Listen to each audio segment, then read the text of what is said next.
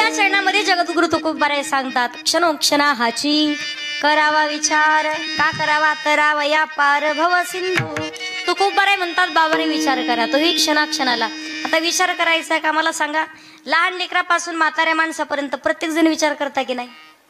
विचार प्रत्येक जण करत आहे, पण आपला विचार स्वतःच्या स्वार्थाचा आहे. जीवनाच्या कल्याणाचा विचार कोणाच्या डोक्यात येत? आता मला खरं खरं सांगा, परिसरात कुठे सुद्धा एखाद्या दुसऱ्या कार्यक्रमाचं काही आयोजन असतं आणि इथे कीर्तन असतं, तुम्ही इकडे आले असते का तिकडे गेले असते? तिथं भानगडे. माणसाला चांगल्या गोष्टी शिकवाव्या लागतात, वाईट गोष्टी शिकवण्याची कधीच गरज पडत नाही. आपण विचार करावा, पण स्वतःच्या जीवनाच्या उद्धाराचा विचार करावा. कोणता? सरासार विचार करा उठा उठी आणि नाम धरा कंठी विठोबाचे. जीवनामध्ये सार काय असार काय याचा विचार. मग प्रपंच सार आहे की परमार्थ सार याचा विचार. आपल्याला प्रपंच किती सार म्हणून सुख शोधण्याचा प्रयत्न केला, सुख भेटतं का? बोला ना, सुख भेटतं? दुःख बांधावडी आया संसार. त्यासाठीच म्हणतात लटिका व्यवहार सर्व हा संसार. अरे संसार संसार जसा वाचुली वारा, आधी हाताला काटे मग मिळते भाकर. अरे संसार संसार जसं कप बशीचं घर, बशी बसे जागी बारा कप हिवले दारो.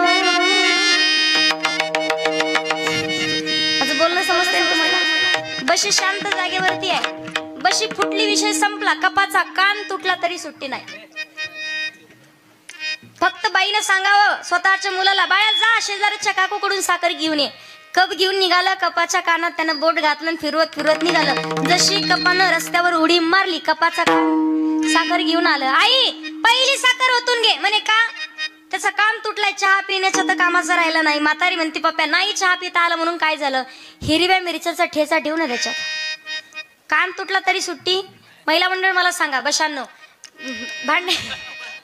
भांड्याच्या घरात बशीला कुठे ठेवता तुम्ही?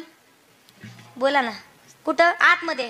कपाला लटकते रे ना, त्याच्या कानाला लटकून ठेवावं लागतं. मला खरं खरं सांगा, एखाद्या वेळेला किती महत्वाचं काम असेल तरी बशीला कधीच कोणी काम सांगत नाही. तुमच्याकडे पीक कोणतं शेतात लावतात? कांदे लावतात का? कांदे लावतात ना. एक कपानं 10 एकर कांदे लावले बाबा. अख्ख्या गावात कांदा एक नंबर, तांबडी मळ्यात सगळ्यात एक नंबर कांदा यांचाच. म्हणे रामभाऊ होता त्याचा कांदा एक नंबर आला.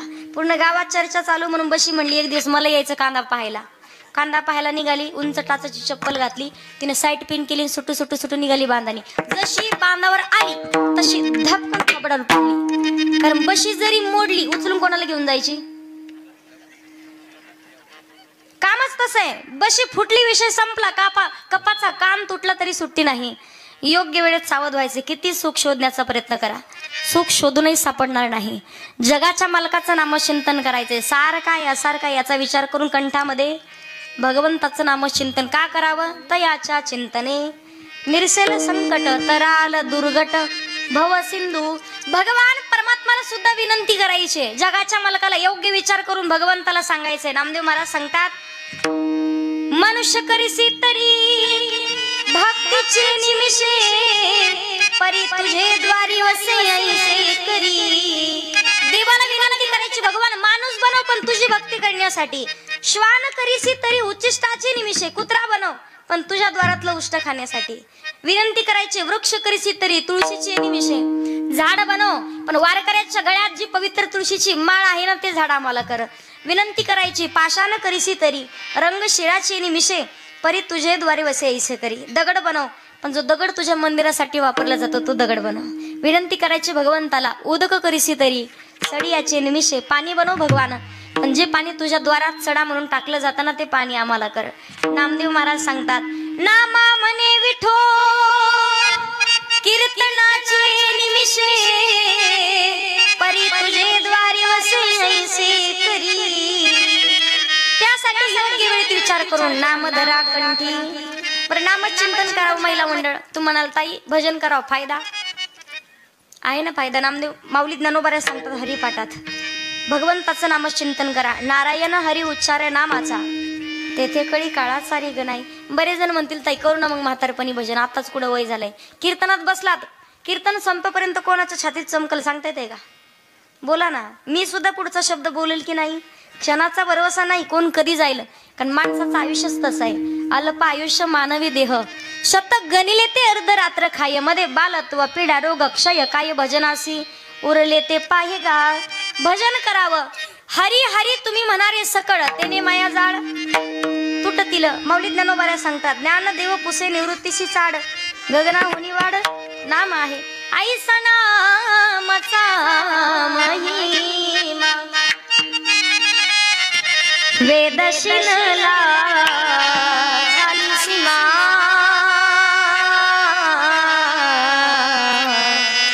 घेता नाम विठोबाचे हरवत जळती पापांचे. नामचिंतन मुखात घेतलंच पाहिजे, भगवंताचं भजन केलंच पाहिजे, विश्वातलं सर्व सुख प्राप्त होईल. आता मी विचारलं तुम्हाला, वेळ किती राहिला आपल्याकडं? किती वेळ राहिला? कीर्तनाचा नाही विचारलं मी, मला माहिती होतं मोबाईल काढणार आहेत बाहेर. आयुष्याचा वेळ विचारला, माहिती का आता किती राहिलाय? तर नाही माहिती. बाबा एकच सांगत असते, रामाचं भजन तोपर्यंतच आहे जोपर्यंत आपल्यातला आत्माराम आहे. ज्या दिवशी हा आत्माराम निघून जाईल म्हणावं लागतं राम नाम. संत तुलसीदासजी म्हणतात, बिनु सत्संग विवेक न होई.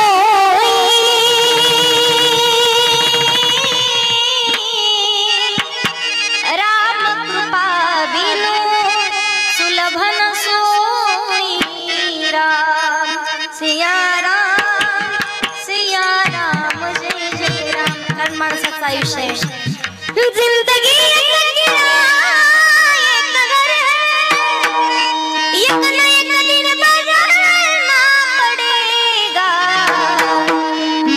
जब तुझे आवाज देगी घर से बाहर निकलना पड़ेगा. क्या भरोसा है इस जिंदगी का, साथ देती नहीं वो किसी का. क्या भरोसा है इस जिंदगी का, क्या भरोसा है इस जिंदगी का. हम रहे ना मोहब्बत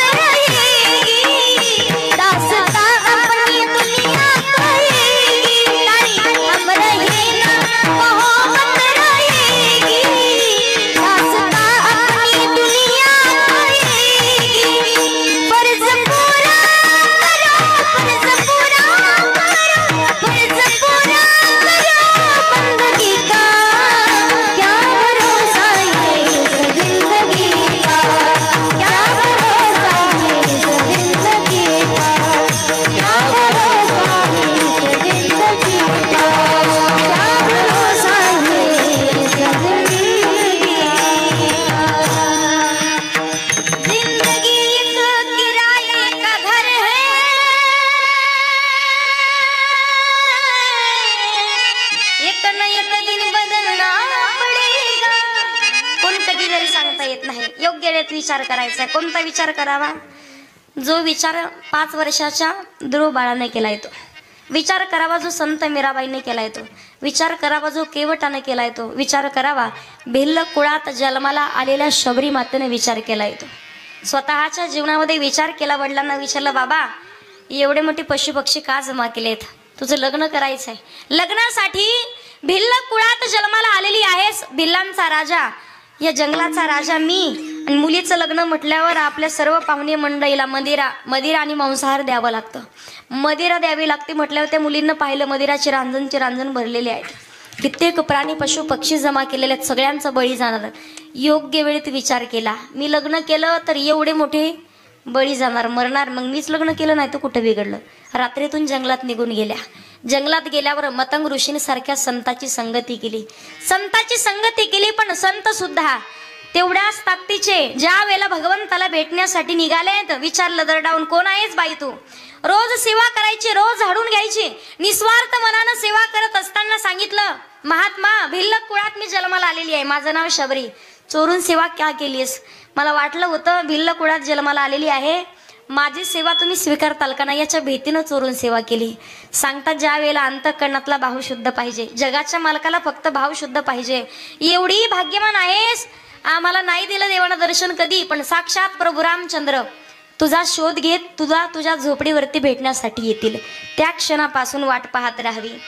आश्रमात या कधी रे येशील, आश्रमात या कधी रे येशील, ही माझी साधना रामा रघुनंदना. रोज वाट पाहू भगवान परमात्माची. एक दिवस असा उगवला पहा. शबरी मातेला झोपडीच्या समोरून साक्षात प्रभू रामचंद्र लक्ष्मणजी चालत येताना दिसले. त्यावेळेला शबरी मातेच्या मुखातून आपोआप शब्द बाहेर पडावेत. हरी पाहिला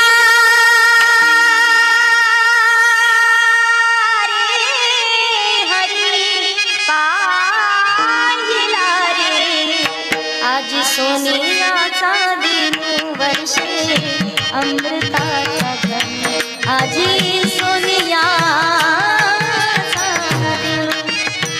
मालकाचं दर्शन झालंय. सांगायचं काय, योग्य वेळेत विचार करावा. विचार करावा केवटासारखा विचार करावा जो साधू संतांनी केलाय तो विचार केला. ज्या वेळेला द्रौपदी मातेने विचार केला अखंड कंठात भगवंताचं भजन आहे. संत मीराबाईने विचार केला विष का प्याला राजाजीने वेजा, विषाचा प्याला पाठवला पण परिणाम संत मीराबाईंवरती नाही गोपाल कृष्णावरती. जगाच्या मालकाचा विचार करून अखंड कंठामध्ये योग्य विचार करून भगवंताचं नामचिंतन धारण करावं. का करावं भजन? भगवान परमात्माला सुद्धा आवडे देवासी तो एका प्रकार, नामाचा उच्चार विश्वातलं सर्व सुख प्राप्त होईल म्हणून भगवंताला विनंती करायची. माझ्या मनाला नित्य गोविंद गोविंद, माझ्या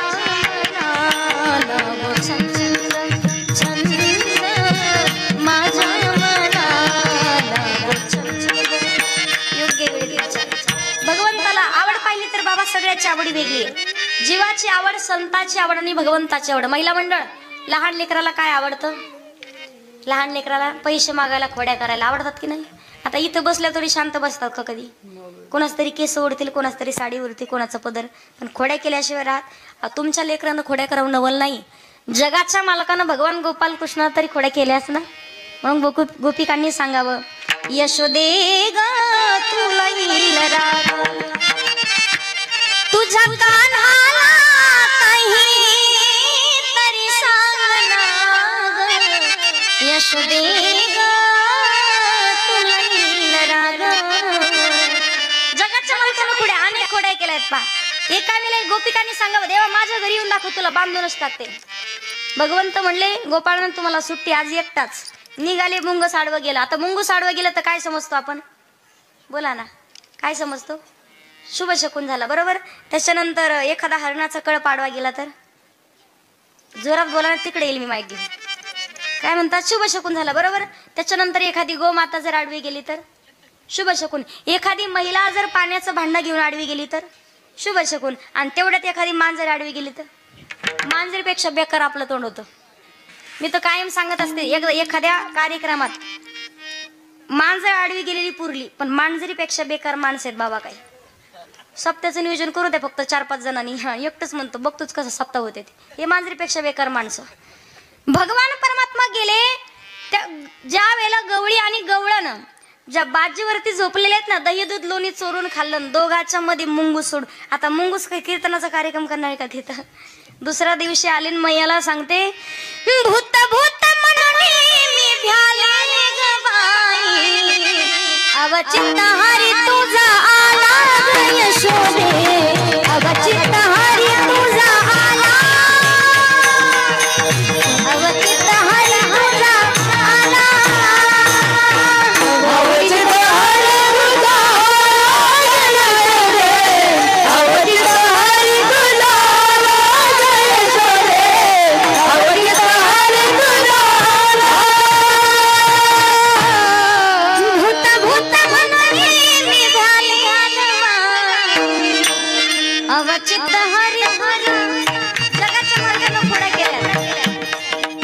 दुसरी खोडी सांगू का? त्या खोडीचं वर्णन संतांनी सुद्धा केलंय. मैया म्हणतात, खोड्या नको करू माझे बाबा, खोड्या नको करू माझे बाबा, हाती घेऊ मी या काठी, शिकवी जग जेठी, यमुनेची माती खाशी काका, यमुनेची माती खाशी काका, बाबा खोड्या नको करू माझे बाबा. लहान मित्राला खोड्या करायला आवडतं. महिला मंडळाची आवडी वेगळी, पुरुष मंडळाची आवडी वेगळी. जीवाची आवड संताला आवडतं. माझ्या जीवीची आवडी पंढरपुरा नेहन गुडी, आणि भगवंताची आवड अखंड भक्तानं नामचिंतन केलेलं आवडतंय. ज्या दिवशी देवाची आवड पूर्ण कराल, अभिमान नुरे कोड अवघेची पुरे. पण काय करावी साधने, फळ अवघेची येणे किंवा येणे साधती साधने, तुटती भवाची बंधने. योग्य वेळेत सावध होऊन देवाचा स्वभाव आहे, घेशी तेव्हा देशी ऐसा असं उदार. देव देतो पापन अगोदर घेतो. कोणाकडून कशी वसुली करून घ्यायची, भाग्यवान समजा स्वतःला. देवानं आपल्याला देणाऱ्याच्या यादीत बसवलंय, मागणाऱ्याच्या नाही. सप्ताह आल्याच्या नंतर बऱ्याच जणांना वाटतं तेवढेच 500 रुपये वाचतील संसाराला, 500च्या बदल्यात 5000 घालावं लागतील. कसे जातील पत्ता लागणार नाही. आता मला खरं खरं सांगा, ट्रेनमध्ये प्रवास कोणी कोणी केलाय? रेल्वे आगगाडी माहिती गेलायत ना बरेच जण, जवळपास सगळ्यालाच माहिती आहे. मला सांगा, ट्रेनमध्ये 3 सीट असतात पा, एक खाली एक मध्ये आणि एक वरती. बरेच जण जे बाहेर गेलेत फिरण्यासाठी, वृंदावनला म्हणा अयोध्येला म्हणा, तिकडे गेले जाताना माणसाला कळतं. सगळ्यात अगोदर झालं असं की ट्रेनमध्ये सुद्धा काही मागण्यासाठी भिकारी येतात. कोणी 10 रुपये, कोणी 5 रुपये. शर्टनं स्वतः पूर्ण रेल्वे झाडून घेतात. ते ट्रेनमध्ये एक व्यक्ती आला, वरच्या सीटवरती बसलेला श्रीमंत माणूस होता, स्वतःच्या घराचा प्रॉपर्टी गाडी बंगला सगळं, दर्शनासाठी निघाला होता. वरच्या सीटवरती बसलेला होता. त्यानं त्या भिकाऱ्याला पाहिलं. तो म्हणे, दादा अहो 10 रुपये तरी द्या. त्यानं खिशातनं 10 रुपये काढले. वरच्या सीटवरती बसलेल्या माणसानं त्याचा हात पुरत नव्हता, म्हणून त्यानं काय केलं, खालच्या सीटवर बसलेल्या माणसाकडे ते 10 रुपये दिले. म्हणे, दादा एवढे पैसे त्या माणसाला द्या. पैसे कोणाचे होते? जोरात बोला, कोणाचे? वरच्याचे. दिले कोणाकडं? खालच्याकडे. दिले कशासाठी? देण्यासाठी. बरं पैसे कोणाचे होते? जोरात बोला, पैसे कोणाचे होते? वरच्याचे. दिले कोणाकडं? खालच्याकडे. दिले कशासाठी? बरं पैसे कोणाचे असतात? तरी कोण सांगत आम्हाला, ताई ह्या बांधापासून, या लिंबाच्या झाडापासून त्या बावळीपर्यंत सगळं आपलंच. जगाच्या मालकानं आपल्याला दिलंय, पण देण्यासाठी दिलंय. दान करण्याची वृत्ती सर्वसामान्य माणसं, ज्याचं काहीतरी पूर्वजन्मीचं पुण्य शिल्लक आहे, त्याच्याच हातनं चांगलं कर्म घडतं, त्याच्या सगळ्या इच्छा मनोकामना पूर्ण होतात. जगद्गुरु तुकोबरे म्हणतात, बाबा रे विचार करा, क्षणोक्षणा हाची करावा विचार, तरावया पार. का विचार करावा? नाशिवंत देह जाणार सकळ, आयुष्य खातो काळ, देह नाश पावणार आहे, देह कुचका आहे, देह सडका आहे, देह जाणार आहे. योग्य वेळेत सावध होऊन विचार करून भगवंताचं नामचिंतन कंठाशी धरा.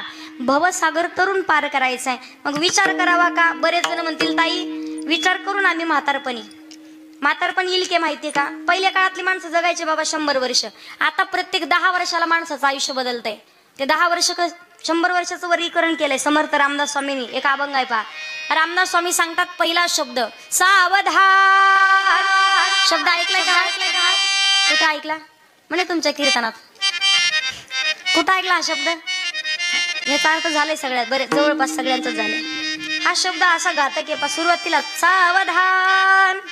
समर्थ रामदास स्वामी सांगतात, या 100 वर्षाचं वर्गीकरण केलंय माणसाचं. प्रत्येक 10 वर्षाला आयुष्य बदलतं कसं. सावध सावधान वाचे वदा नारायण, 10 वर्ष बालपण, 20 वर्ष तारुण्य, अंगी भरला मदान, मग तो कैचा सावधान. सावध सावधान वाचे वदा नारायण, 30 वर्ष होती, दारा पुत्र मागे फिरती. दारा म्हणजे पत्नी. प्रपंच लागे पाठी, मग तो कैचा परमार्थी.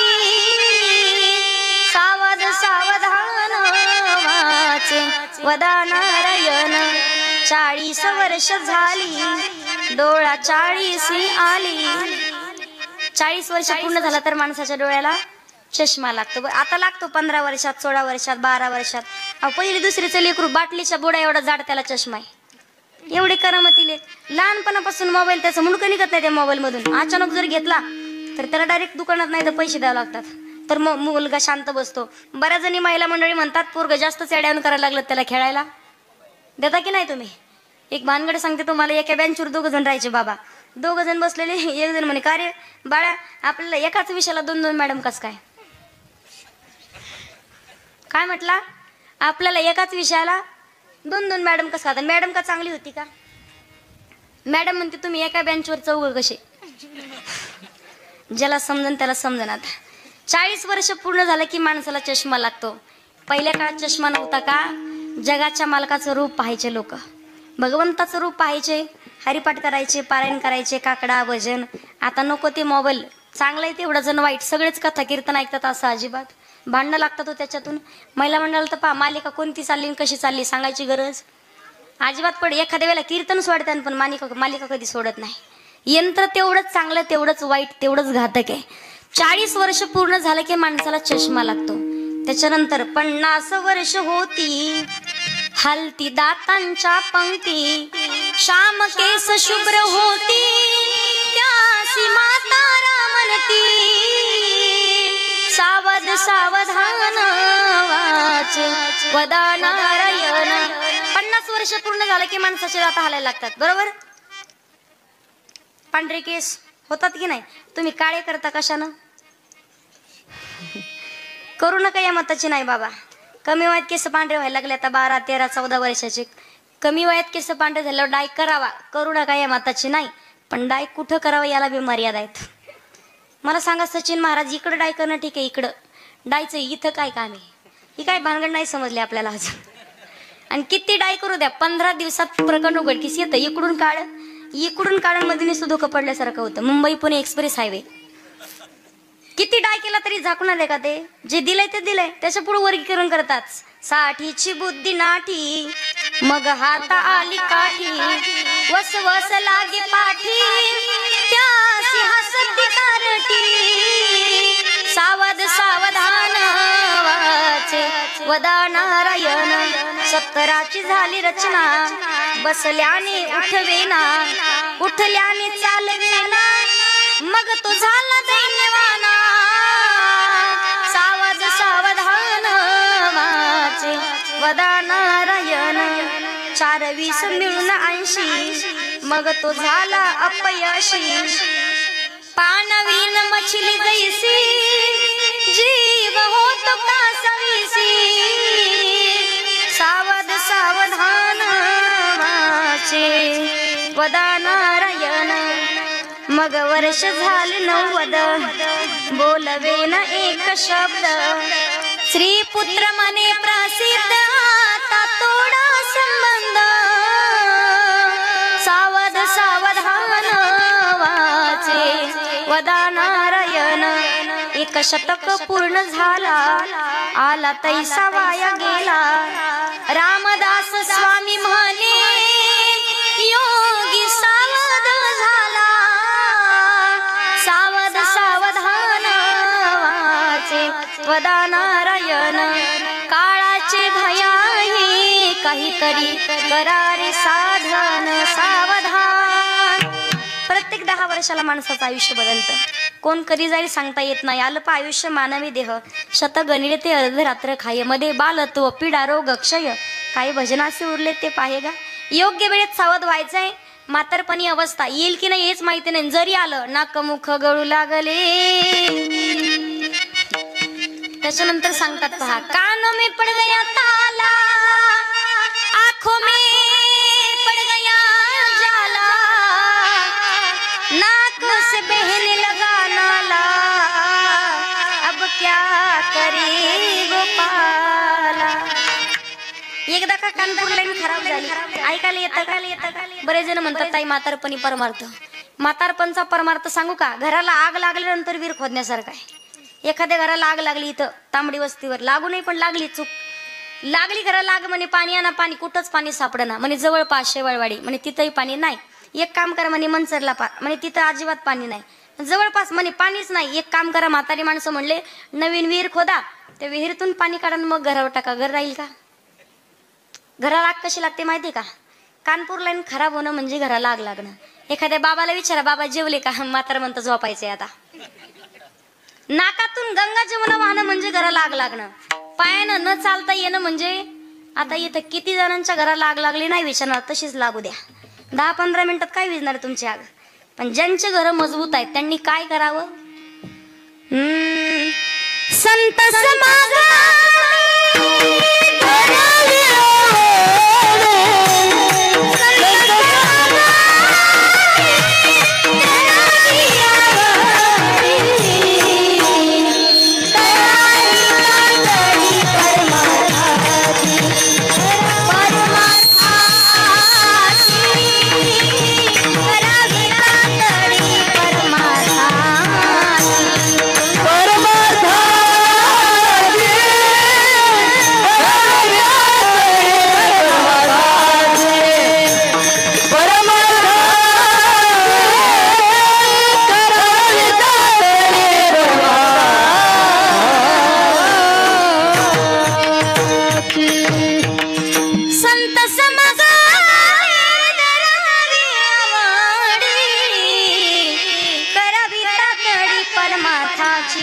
संतांची संगती करून परमार्थाची तातडी का करावी? नाशिवंत देह जाणार सकळ, शरीराची होय माती, शरीराची होय माती. कोण कधी झाले सांगता येत नाही.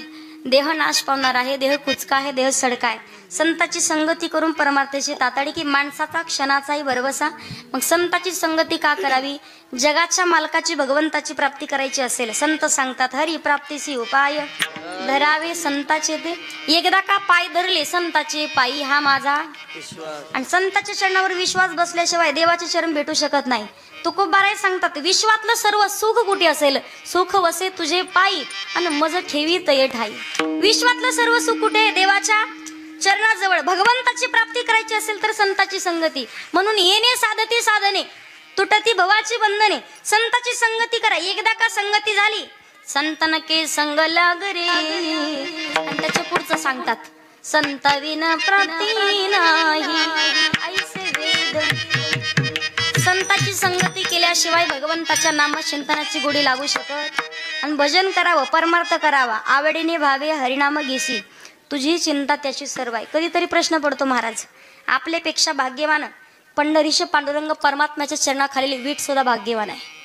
प्रत्येकाने आजपर्यंत भजन ऐकत आलायत, आणि त्या एका विटीमुळे पंढरपूरला सुद्धा कीर्ती प्राप्त झाली आहे. पण एक सुंदर असं भजन असं म्हटलं, ऐकत आलात, परत जुनं आहे, बऱ्याच जणांनी ऐकलं असेल, वयोवृद्ध माणसाला माहिती आहे. परत एकदा आपण त्याला उजाळा देऊ पहा. कुठली ती होती माती,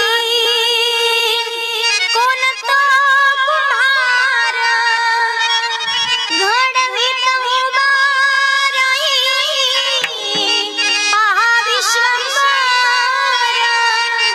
तिच्यामुळे पंढरपूर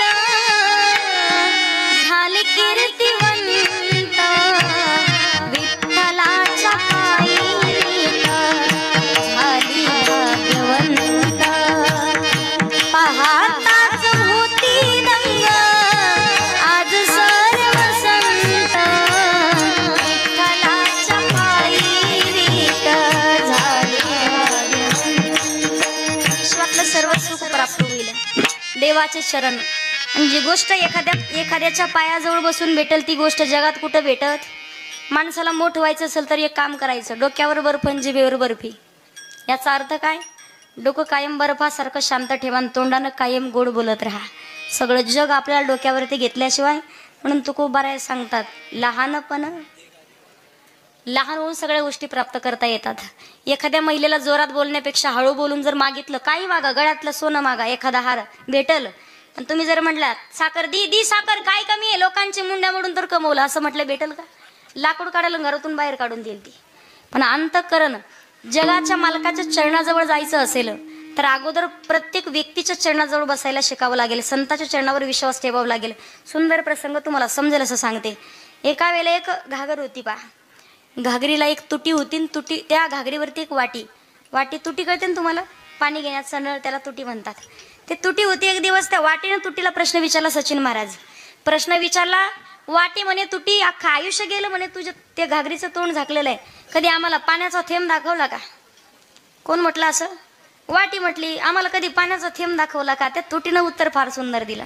तुटी म्हणे एखाद्या माणसाकडून काही पाहिजे असेल तर त्याच्या पायाजवळ बसावं लागतं म्हणे, डोक्यावर बसून भेटत नाही. पण अंतःकरणातला भाव शुद्ध ठेवून चरणाजवळ बसता आलं पाहिजे. विश्वातलं सर्व सुख प्राप्त होईल. तेच सुख प्राप्ती करायची असेल संताची संगती करा. संताची संगती करून भगवंताच्या नामचिंतनाची गोडी लागेल. मग नामचिंतन करावं का? तेही योग्य वेळेत आवडीनं परमार्थ करावा. कारण संत सांगतात, गातो आवडीने गोड तुझे नाम, तूच माझा